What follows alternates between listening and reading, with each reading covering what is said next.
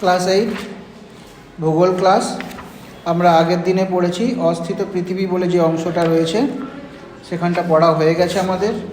আজকে আমরা দেখব অগ্ন্যুৎগম বলে যে অংশটা রয়েছে সেখান থেকে পাতা নাম্বার 10। তাহলে চলো ক্লাসটা শুরু করি।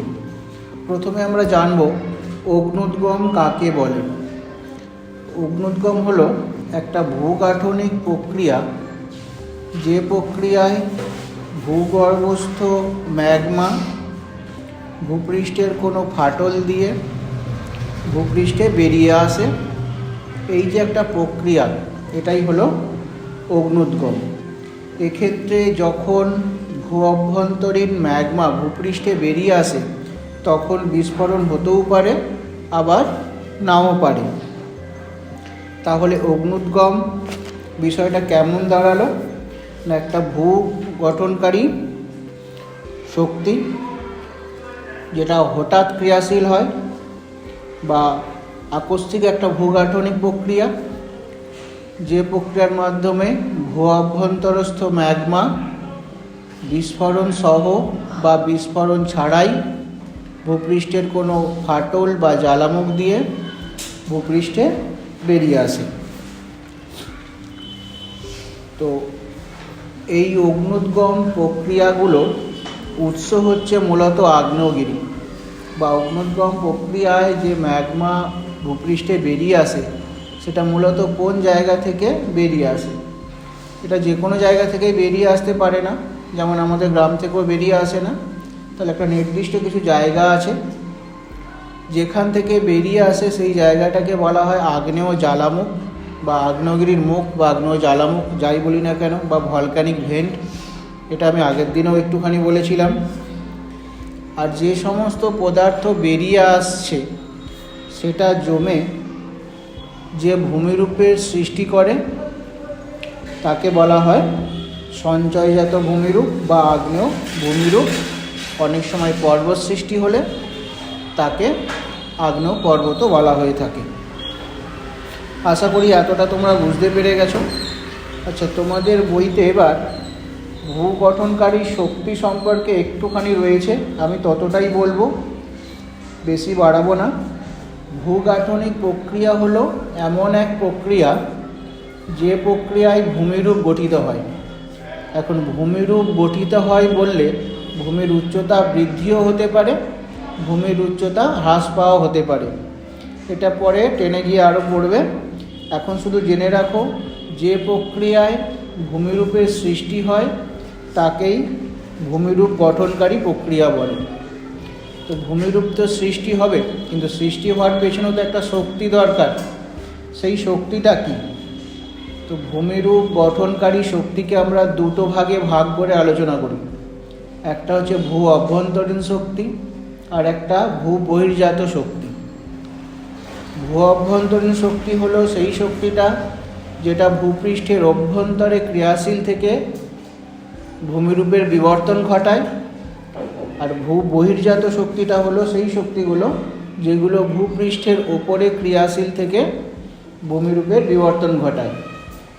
ভূ বহির্জাত শক্তির যদি আমরা উদাহরণ দিই তাহলে নদী, বায়ুপ্রবাহ, হিমবাহ, সমুদ্র তরঙ্গ, উষ্ণতা, এগুলোকে আমরা দেখতে পাবো। আর ভূ বহির্জাত যে শক্তি সেটা আমরা আসলে ভূ অভ্যন্তরীণ যে শক্তি সেটাকে আমরা দেখতে তো পাই না, কারণ সেটা ভূ অভ্যন্তরে ক্রিয়াশীল থাকে। এই শক্তিকে আবার দুটো ভাগে ভাগ করা হয়ে থাকে। একটা হচ্ছে দীর্ঘ সময় ধরে ক্রিয়াশীল শক্তি, আর একটা আকস্মিক বা হঠাৎ ক্রিয়াশীল শক্তি। যে শক্তিটা ভূ অভ্যন্তরে দীর্ঘদিন ধরে ধীরে ধীরে ক্রিয়াশীল থেকে ভূমির বিবর্তন ঘটায় তাকে বলা হয় দীর্ঘ সময়ব্যাপী ধীর প্রক্রিয়া। আর যে প্রক্রিয়াটা হঠাৎ করেই সৃষ্টি হয় এবং দ্রুত ভূমির বিবর্তন ঘটায় তাকে বলা হয় আকস্মিক প্রক্রিয়া। আকস্মিক প্রক্রিয়ার মধ্যে আসবে ভূমিকম্প, হঠাৎ করেই ঘটে যায়। অগ্ন্যুৎগম, সেটাও হঠাৎ করেই ঘটে যায়। তাহলে এখান থেকে একটা কোশ্চেন দাঁড়ালো, দুটো আকস্মিক ভূগাঠনিক প্রক্রিয়ার উদাহরণ দাও। একটা হবে ভূমিকম্প আর একটা হবে অগ্ন্যুৎগম। আবার দীর্ঘ সময়ব্যাপী যে ভূ আলোড়ন তাকেও কিন্তু দুটো ভাগে ভাগ করা যায়, একটা গিরিজনী আর একটা মহীভাবক। গিরিজনী অর্থাৎ এই প্রক্রিয়াতে মূলত পর্বতের সৃষ্টি হয়, গিরি অর্থাৎ পর্বত, আর মহীভাবক অর্থাৎ বিশাল অঞ্চল জুড়ে মহাদেশগুলোর মুভমেন্ট বা সঞ্চালন নিয়ন্ত্রিত হয়। আর এখান থেকে ডিটেলসে যাব না। তাহলে এখান থেকে আমরা শিখলাম অগ্নুদ্গম কাকে বলে, যে প্রক্রিয়াতে ভূগর্ভস্থ ম্যাগমা, গ্যাস, জলীয় বাষ্প ভূপৃষ্ঠের কোনো ফাটল বা গহ্বর দিয়ে বিস্ফোরণ সহ বা বিস্ফোরণ ছাড়াই বেরিয়ে আসে, সেই প্রক্রিয়াটাকে বলা হয় অগ্নুদ্গম। আগ্নেয়গিরিগুলো হলো এই অগ্নুদ্গম প্রক্রিয়ার প্রধান উৎস। যে পদার্থগুলো বেরিয়ে আসছে সেগুলো সঞ্চিত হয়ে যদি ভূমিরূপের সৃষ্টি করে তাহলে তাকে বলা হয় আগ্নেয় ভূমিরূপ। যদি পর্বতের সৃষ্টি করে তাহলে তাকে বলা হয় আগ্নেয় পর্বত। যদি উদাহরণ দিই আগ্নেয় পর্বতের বা আগ্নেয়গিরির, ফুজিয়ামা, ভিসুভিয়াস, আমাদের দেশের ব্যারেন, ইন্দোনেশিয়ার ক্রাকাতোয়া, স্ট্রম্বোলি, এটনা, অনেক অনেক আছে। তারপরে আমরা দেখলাম ভূগাঠনিক প্রক্রিয়া, যে প্রক্রিয়ায় ভূমিরূপের সৃষ্টি হয় সেটাই ভূগাঠনিক প্রক্রিয়া। ভূগাঠনিক প্রক্রিয়াকে আমরা দুটো ভাগে ভাগ করেছিলাম, একটা অন্তর্জাত প্রক্রিয়া আর একটা বহির্জাত প্রক্রিয়া। বহির্জাত প্রক্রিয়া অর্থাৎ যেটা ভূপৃষ্ঠের উপর ক্রিয়াশীল থেকে ভূমির বিবর্তন, আর অন্তর্জাত প্রক্রিয়া হচ্ছে ভূ অভ্যন্তরে যে শক্তি ক্রিয়াশীল থেকে ভূমির বিবর্তন ঘটায় সেটা ভূ অন্তর্জাত প্রক্রিয়া। ভূ অন্তর্জাত প্রক্রিয়াকে আবার আমরা দুটো ভাগে ভাগ করেছি, একটা দীর্ঘ সময়ব্যাপী ধীর প্রক্রিয়া আর একটা আকস্মিক এবং দ্রুত প্রক্রিয়া। আকস্মিক দ্রুত প্রক্রিয়ার মধ্যে এসেছে আমার ভূমিকম্প, অগ্নুদ্গম। আর ধীর যে প্রক্রিয়া তাকে আবার দুটো ভাগে ভাগ করেছিলাম, একটা হচ্ছে গিরিজনী আর একটা মহীভাবক। গিরিজনী প্রক্রিয়ায় পর্বতের সৃষ্টি হয়, মহীভাবক ভূ-আলোড়নের ফলে মহাদেশগুলির সঞ্চালন ঘটে থাকে, এর ফলেও নানান ভূমিরূপের সৃষ্টি হয়, সেটা আমরা পরে পড়বো উঁচু ক্লাসে। তো এতটা আমরা পড়লাম। আমরা আগের দিনের ক্লাসে পড়ে এসেছি লাভা কাকে বলে আর ম্যাগমা কাকে বলে। ভূ অভ্যন্তরের যে গলিত তরল পদার্থ সেটাই ম্যাগমা। সেই ম্যাগমা যখন ভূপৃষ্ঠে বেরিয়ে আসছে তখন তাকে বলা হয় লাভা। ম্যাগমা কিন্তু একা ভূপৃষ্ঠে বেরিয়ে আসে না। যখন ম্যাগমা বেরিয়ে আসে তখন তার সঙ্গে বিভিন্ন রকমের গ্যাস, জলীয় বাষ্প, ছাই, এই সমস্ত কিছুও কিন্তু মিশে থাকে। আচ্ছা, এবার আমরা দেখব আগ্নেয়গিরির শ্রেণীবিভাগ। আমাদের বইতে যেটুকুটা রয়েছে তার ভিত্তিতে আগ্নেয়গিরি হচ্ছে 3 রকমের। অর্থাৎ আমরা যে শ্রেণীবিভাগটা আলোচনা করব সেটা হচ্ছে অগ্নুৎপাতের সময় অনুযায়ী বা আগ্নেয়গিরি কবে কখন অগ্নুদ্গম ঘটবে তার ভিত্তিতে। আগ্নেয়গিরি হলো 3 রকমের।